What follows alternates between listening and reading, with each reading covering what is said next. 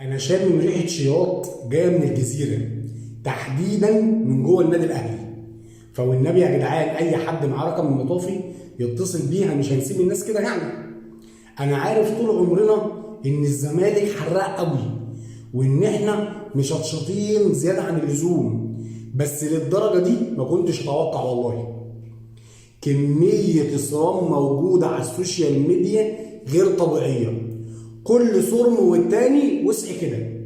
الفاجر بيتريق على المدرج بتاعي اللي هو اقوى مدرج موجود في الشرق الاوسط وافريقيا، ومن اقوى المدرجات على مستوى العالم. الفاجر بتاع العوائق والمعارك مش عاجبه المدرج بتاعي. لا، والجديده اللي بتبين قد ايه ان هم ما عندهمش ثقافه كرويه بربع جنيه. بيقول لك هي دي نتيجه انت فرحان بيها تاهلك للنهائي؟ هو انت فرحان انك متعادل مع شباب بلوزداد هنا 0-0؟ اه فرحان، ما انا كسبته هناك 1-0، على الاقل احسن منك. ما اترزعتش 3-1 في وسط جمهوري في القاهره في عقر داري من الترجي.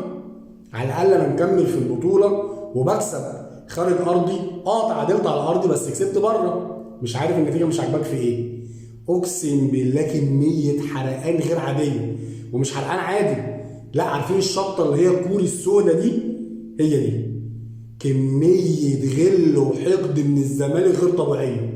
ليه وليه ان الزمالك يتاهل لنهائي الكونفدراليه بعد ما هم خرجوا، وفي نفس اليوم الزمالك يطلعهم من كاس مصر في السله، فهيموتوا. في ناس ما نامتش، في ناس قاعده مطبقه من امبارح هتموت، هيجي لهم جلطه.